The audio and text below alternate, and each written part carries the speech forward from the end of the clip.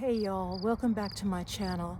I've got a cool surprise for you. My friend Russ in North Carolina has sent me updates on what's going on the mountain, including the chestnut trees. Below this video, I'm going to include the original video of when we were planting the chestnuts. You're going to be astonished about how big they've already gotten, and that was back from 2022. So get you something to drink. It's a longer video, and I hope you enjoy. One other thing I'm going to mention is whilst Russ is filming this, he turns the camera sideways so you can see the height of the tree, the full length of the screen. So please don't adjust your computer. He's going to be flipping it back and forth. Yeah, just wanted to share that little piece of information. Today is July 24th, 2026, and I'm going to try to get some videos of the trees that my friend Laura and I planted here in 2021 and March of 2021. And this is a scarlet oak that we planted, and we'll work our way up. I'll just point out a couple of the other interesting sites here. This flower is flowering raspberry, which doesn't have a very good fruit, but it's beautiful. And you can see the whorls of leaves on the Fraser fir, one of my favorites in the woods here. And let's see, over here we have a shagbark hickory that is doing extremely well. We got it from a nursery up in Wisconsin and planted it out here. This is a white oak, one of our main target trees that we wanted to get here because so many species of insect like to eat their leaves. And you can see the effects of the drought that we had. It really hurt a lot of the new growth, but we've had a lot of rain since then and things are coming out a little better. Over here is another white oak that we planted at that same time that is, I would say, about 9 feet tall, and they were probably 18 inches when we started planting them. Another shagbark hickory here, which is not doing quite as well as the other one, but it's coming right along. And this is one that's had the tag torn off by the squirrels. It's a hickory. I believe it to be a mockernut hickory because it has 7+ leaflets on it, each of the main leaves. And one that looks a lot like it is pignut, and it usually has 5 or so leaflets, I guess you'd call them. And over here is a volunteer bitternut hickory that we caged to protect it from the deer, and it is over 10 feet tall now. I don't know what year we caged it. We usually cage trees, volunteer trees, after ones that we planted did not survive.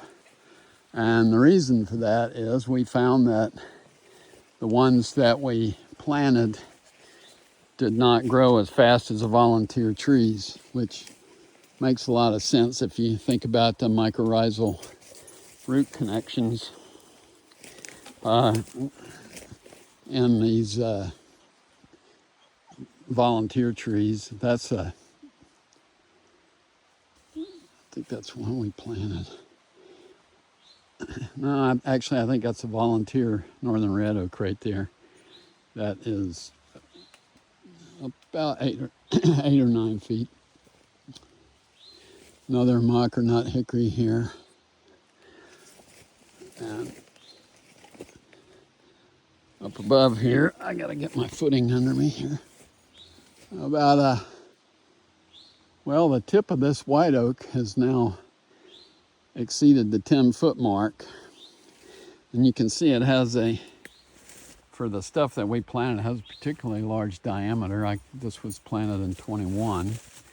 So that puts it in its 5th growing season here. This is silky dogwood, which is a native shrub or tree, I guess I should say, that we tend to save them because their berries are important food, and the pollinators like them too. This is another volunteer red oak here that's over 10 feet tall. So the most important thing to me is to get hardwoods in here that have been logged out mostly. And there were no white oaks at all. This is a white oak that we grew from the nut, and those didn't do quite as well, but it's coming, and we're going to protect it, give it lots of area of sunlight. This is a chestnut oak that we planted, and it's about almost 8 feet tall. Anyway, Laura, this is for you. You were out here, you and I planted these trees, and I could not have done it without you, and I appreciate that ever so much. I'll never be able to thank you enough for what you did here. But it's so great to see these trees that are being protected by these 5-foot cages that are blowing up into the sky there and doing so well.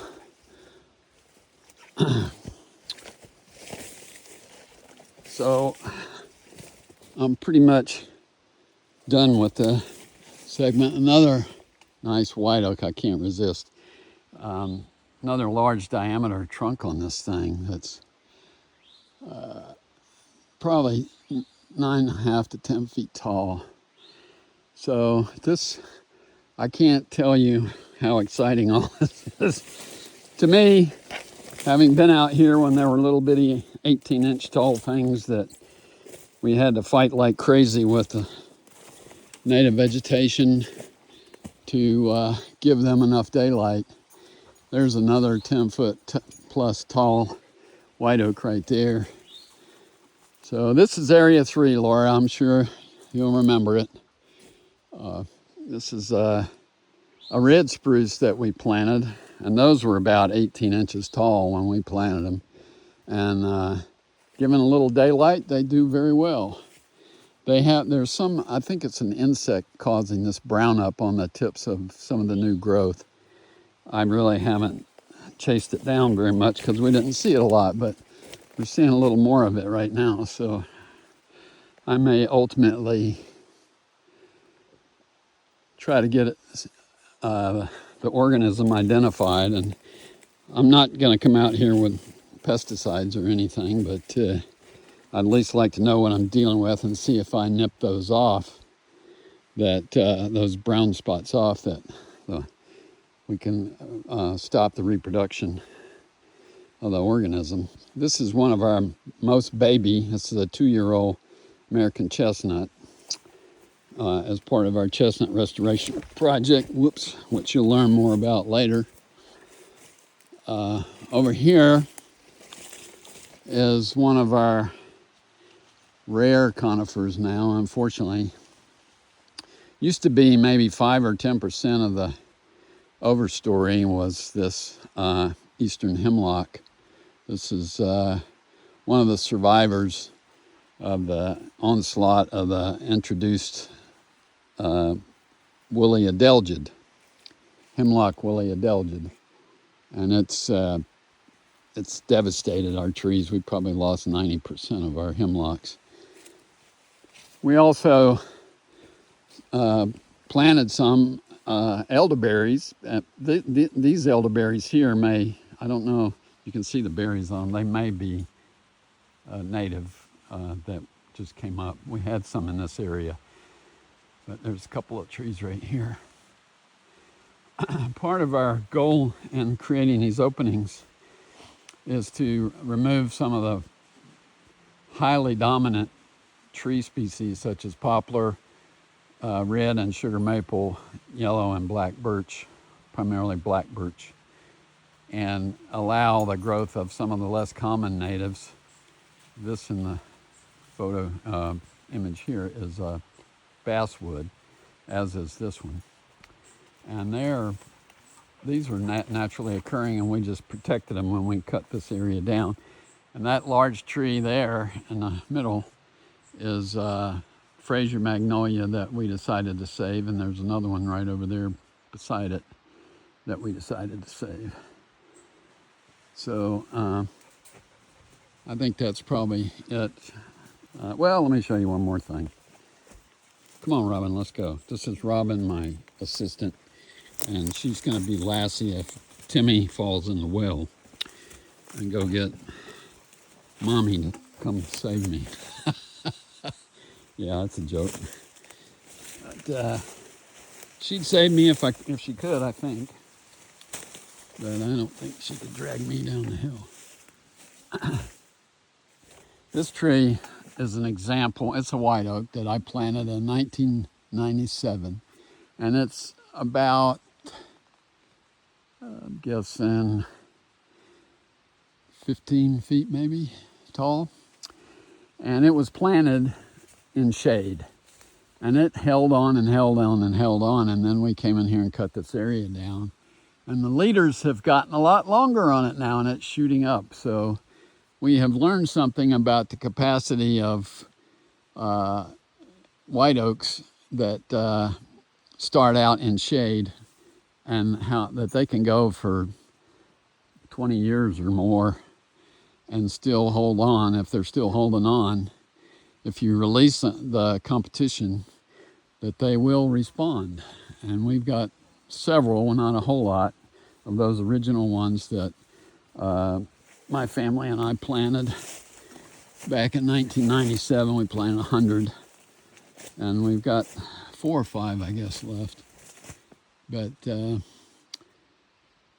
that's pretty much it for this section. And we'll probably, oh, here's a blueberry of some sort right here, or a huckleberry, I don't know which. So we try to save things like this as well. We have no shortage of blackberry though, so we kind of mercilessly cut it down when it gets to where it's shading our trees. But, that's it for this section. Still July 24th, 2026. I've moved up to area 4. And just a quick turnaround here to show a couple of things of interest. Another nice white oak here, probably 9 feet tall. This is what I really wanted to show you here. This, I got to get it to where it's. You can see how tall it is. This is a volunteer bitternut hickory that I decided to cage after a deer bit it off, and I'm guessing 4 years ago. It was about a 24-inch tall sapling when the deer bit it off and left it about 12 inches tall. And I put a cage around it, and the darn thing it's probably, I'm guessing 18 feet tall now. So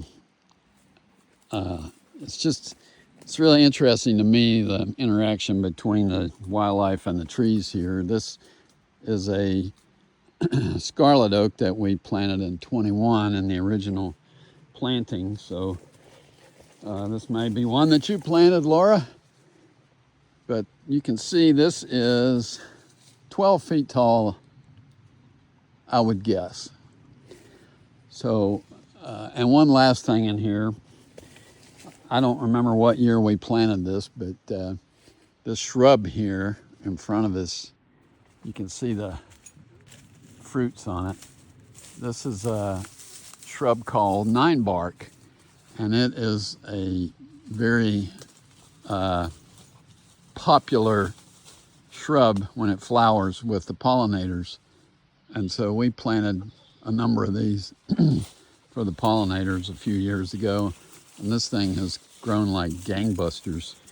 The deer hit them pretty hard initially, but most of them seem to have survived the deer, and they're just doing really well now. But I've got one more segment that I'm going to do on American chestnut, and I'll save that for later. I don't have any chestnuts in this area. Just a quick shot down the road here. This is pretty steep area. When Helene came through, we got 40 some inches of rain in a day and a half or 2 days. I don't know what it was, but it was horrendous, and it did a lot of damage to our roads in here. The one thing that sort of saved us in the areas where it wasn't shaded, you can see down the shaded area, there's a lot of erosion has occurred, and it's worse in some other places, but I'm just here right now, so I just want to show you this grass here, this thin, filmy looking grass. These are the seed heads right here, is poverty oatgrass, and it has done a really fine job in holding the roads in areas where it could establish itself. And so early on in this process, I had to have a four-wheeler to haul all the cages and rebar and water up when we were planting these trees. And so I did some damage then. But I could tell that I was going to have a lot of damage if I kept doing it. So I made a rule, and we pretty much never drive the four-wheeler up here during the growing season, because we want everything to get its roots established. And I only drive the four-wheeler up here for doing things like hauling cages for planting or water. If we have an emergency, we have a drought situation and our trees begin to show signs of dying, I will haul water, many gallons of water up here if I have to save the trees. But this is another area where the road was pretty severely damaged. And you could see, Robin, here. Good girl. You can see how that kind of almost a trench down the middle where it blew out. But there was so much water coming down here that the grass was still here, hadn't gone totally dormant in September of 24 when Helene hit. And every blade and every seed head was pointed downhill from the force of the water coming down, and it must have been like a small river going through here. But the grass held most of the soil. We do have some damage, but I'm not bringing heavy equipment up in here to fix it unless it just gets so bad that there's no alternative. But we walk pretty much everything up now other than the heavy stuff. A roll of 16 cages weighs 74 pounds. And even if you cut that into 3 sections, it's still an awful lot to carry up with all the unsure footing and the steepness of the grade. And so I'm just, mostly I have kids working for me now because I can't do all this stuff by myself. Now that we've expanded the project, we started out with a goal of 400 to 500 trees, And we're up to about, not counting the Helene damaged areas, we're up to about 1,300 trees in this particular part of the project. The forest restoration part is what I call this. And I can't maintain them. I can't keep the cages cleaned out. We have to clean out the cages 3 times a year to keep the grapevines and dodder and other vegetation from shading, or in the case of dodder, sucking the life. The parasitic dodder sucks the life out of the trees, but you can see how the shaded area in here took a beating from the rain. So yeah, we've planted 350 approximately trees, where we lost 15 acres approximately of riparian forest, swept clean, all the organic soil down to, and in some cases down to the bedrock, but down to mineral soil otherwise. Nothing living in that corridor that involved 3 headwater streams and the main creek.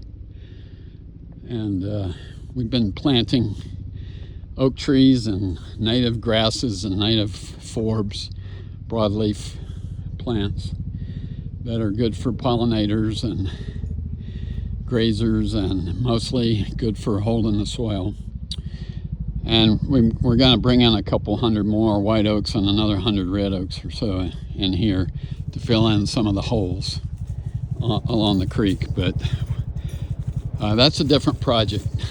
So I'll let the helicopter keep making noise and I'll sign off. 24th of July, 26th, show you a couple other things in here. I mentioned dodder, and most people don't know what that is. It's a relative of morning glory. It's parasitic. And as you can see, it's this yellow vine with the white flowers. As you can see, it just wraps itself around, and it will kill this goldenrod that it's wrapped around, and it also was killing the new growth on some of my trees. So we get out here in late May and attack the dodder as hard as we can. We have, that's a native species of dodder, so we only tear it up, rip it up, bag it up, and remove it when it's near our trees, within 5 feet of the outside perimeter of the cage, 5 or 6 feet. This is something that looks a lot like some of the non-natives that we have to battle, the exotics. But this is wood aster, and it's one of the good guys. So we don't hurt this. But right over here is an example of one of the bad guys, and it's, where is it? There it is. It is what's known as oxeye daisy. I think they call it Chrysanthemum vulgare, and it is vulgare. But we remove the flower heads, and I pull up the roots, pull it up by the roots, and that one broke off, which means I got to dig. Must have got caught in something. But anyway, I can't prove to you that I take the roots until I dig them out. But anyway, this is the plant, and you can tell easily the difference between this and the wood aster. But it keeps coming back, and we pull it up every time we come up here to work every year. We pull up oxeye daisy, and anytime the dodder gets near our trees, we remove that.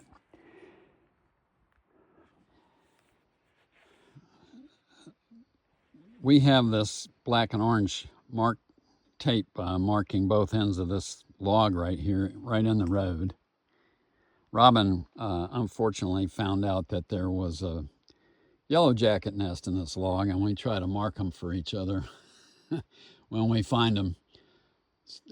there's a contest amongst the eco-forester folks that work with me as to who gets stung the most times over the course of a year in the field. And I've only been stung 3 times this year, so I don't work for eco-foresters, so I'm not in the official game, but I think I'm probably way back in the back of the pack. This tree right here, this little tree, we planted 15 of these over all of the 8 areas that we planted. This is an American butternut, which is the same genus as the black walnut. But the other name for this tree is the white walnut.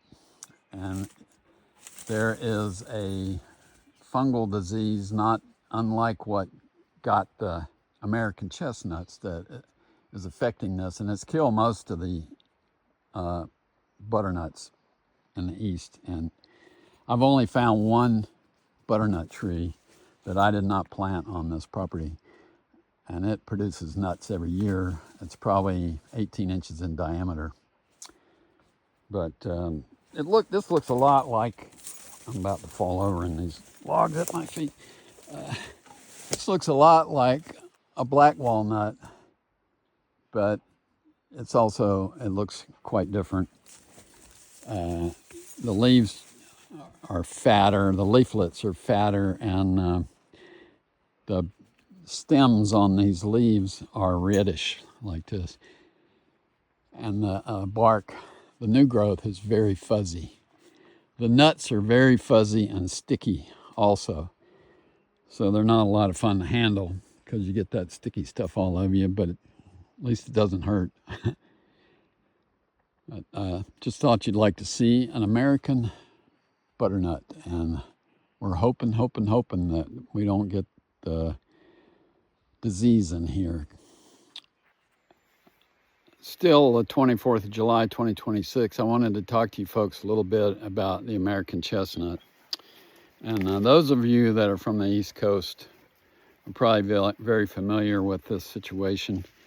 But in the late 1800s, an entrepreneur brought some Chinese chestnuts in because he thought he could make more money growing Chinese chestnuts than American chestnuts.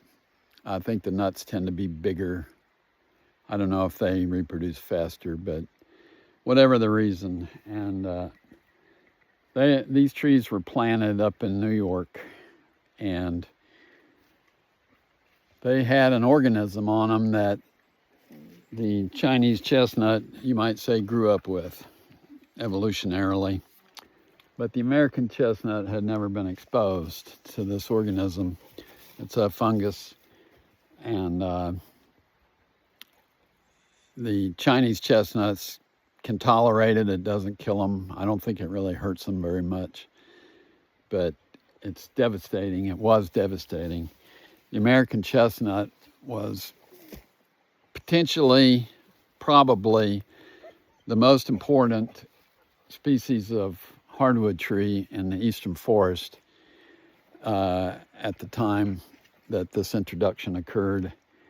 The lumber, the timber was incredibly rot resistant, light, and easy to work with. The nuts fed wildlife, and I suspect there's a lot less wildlife now due to the fact that there's essentially no American chestnuts available for wildlife anymore.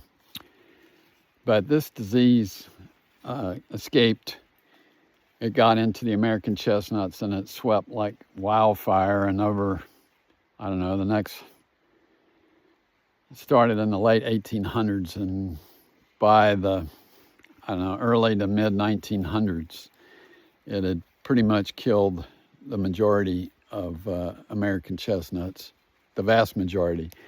But one of the interesting things, features that American chestnut has is if the top dies, the roots, depend upon what caused the top to die, the roots may survive. And a lot of these, Robin, we don't need any help now, thank you.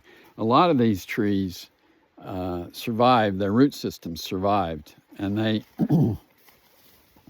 would produce new root sprouts, root collar sprouts, I guess they call them, and they would come out, and sometimes they'd live long enough to flower. And typical American chestnut in good growing conditions, it takes 5 years from the time the seed starts growing until it can produce male flowers. They have very rapid growth compared to most of the hardwoods.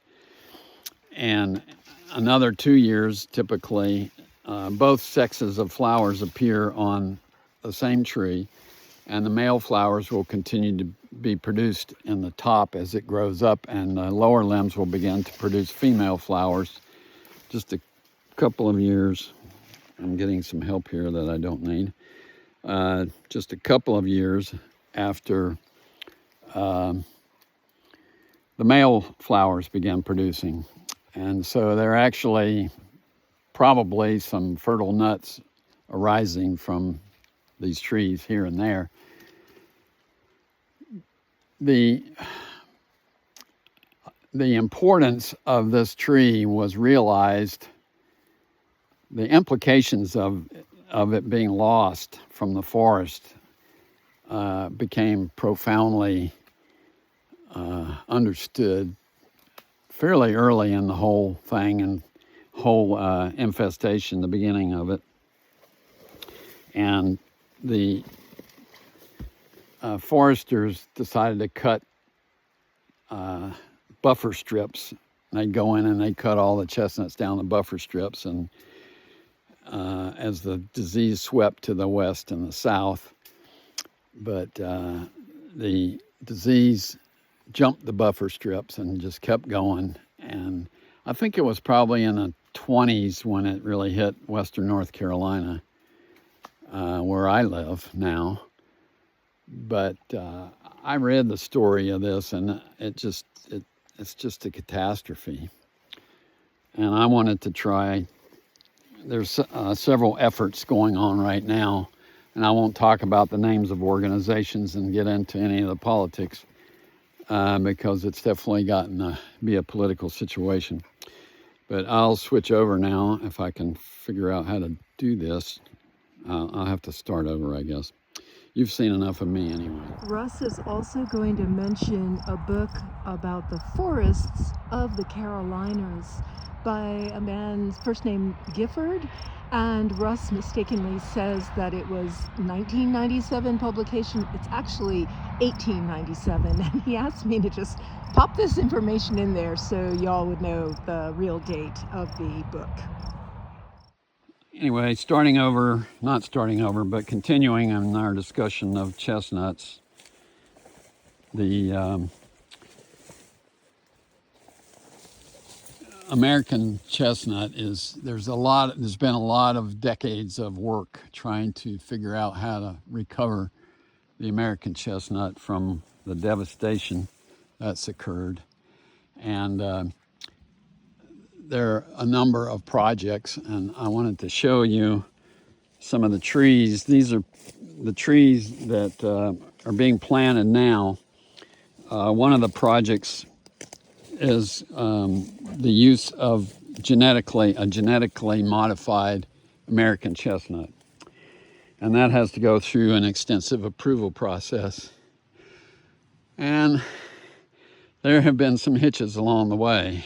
And so there's some people that are ready to give up.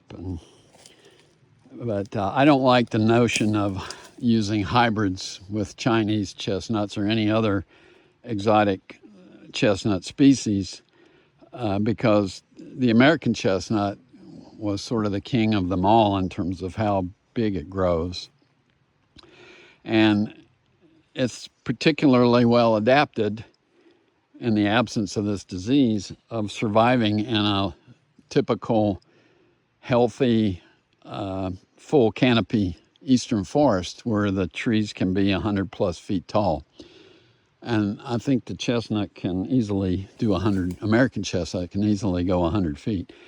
But one of the things that astounded me when I got involved in this project, was the rapidity with which the American chestnut can grow from seed. And I've shown you some earlier segments about the oaks and the hickories that we planted that are in their 4th or 5th year in our project.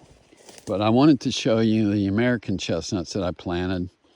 And these are in special little compounds. You can see the white top T-posts, and you can see the white bucket in there that's surrounding this, I guess you call it a sapling, but it's at least 15 feet tall now, and it's only in its 4th year of growth.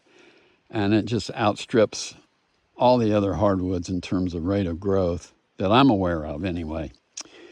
Not to say there aren't some that do better, but this is an amazing tree. And what I'm doing right now is trying to get these things up to where they flower. There's 4. I have 5 mother groves, and each mother grove has 4 trees in it. This is one of my 2 oldest mother groves. I think I planted these in 22. And they have this cage around them, and that's not to protect the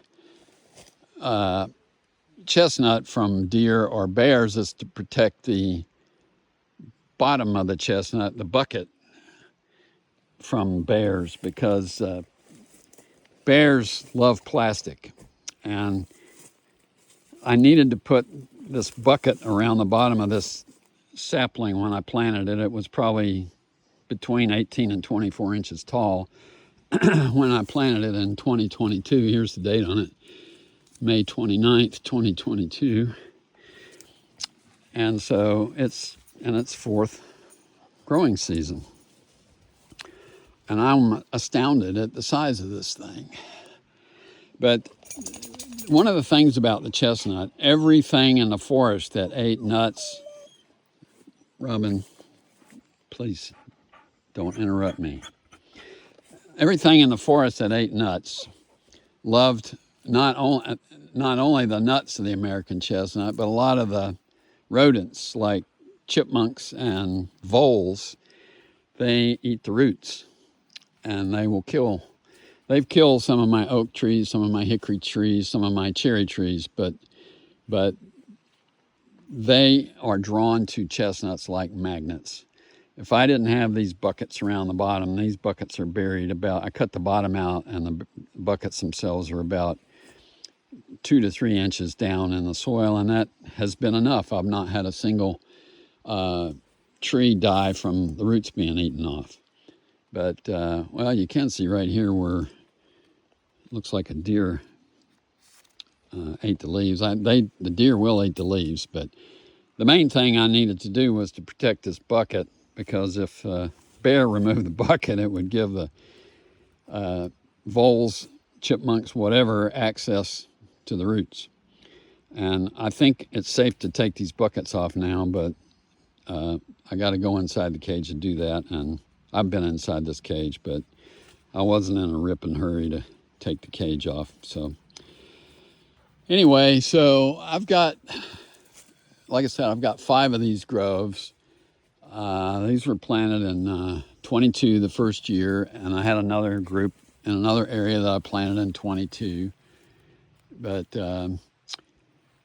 they have done extremely well, and they speak to the incredible capacity of this species. And if you believe the literature, and I don't know that a scientist was out there measuring it, and some folks don't believe in science anyway, but they say that in a grove of chestnuts, when they're dropping their burrs with the nuts in them, that the burrs, they can exist at a depth of as much as 6 or more inches. And that's a lot of nuts. But they did used to load them up in rail cars and ship them up north. And it was just incredibly important commercially, but more so, in my view, was the importance to the eastern forest ecosystem. And the deer and turkeys and bears. I'm sure a large part of their diet during the season in which the nuts were available was large part of their diets would be American chestnuts. So I don't know if I've left anything out. If I do, I'll add another spot, but I thought you'd like to see this. I'm hoping that I get my transgenic chestnuts in a year or so. And if I do, what I'll do is I'll take that. The reason I planted these is because I need genetic diversity. The transgenic chestnuts are all the same organism, basically. They have identical genetics, so they're a clone. And we want to get genetic diversity into the chestnuts out here. And when we hybridize, we're going to plant the transgenic chestnut in the center of this square, basically, of 4 pure Americans.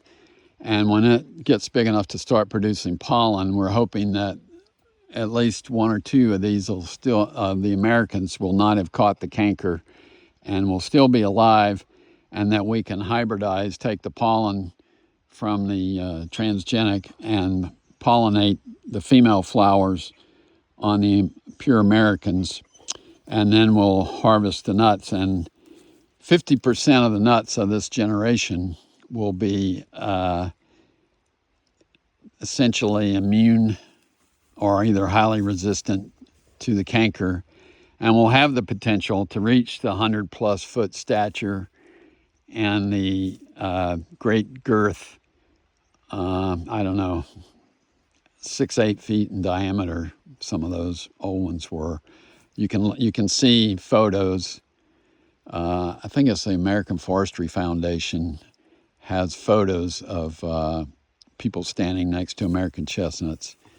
And I have an old book that was published in 1997 called The Trees and Forests of the Carolinas that was written by Gifford Pinchot and a fellow named Ashe. I can't remember who he was, but we all remember who Gifford Pinchot was.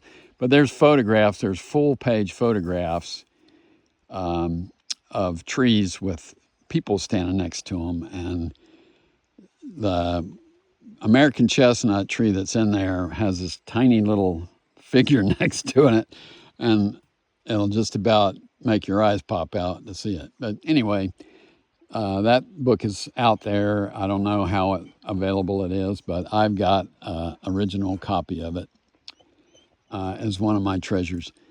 So I think this project, the American Chestnut Restoration Project, is probably the most important thing that I have done with this land. And I just hope that I can be a part of the pollination and the harvest of the first generation of nuts, and can actually get a true restoration tree that's capable of the full capacity of the original American chestnut to grow and be productive and begin the restoration of the forest. So Laura, thank you for your help on this. You were involved in this, I believe. Yes, you were. You told me you were. You were involved in this, planting these trees right here. And thank you.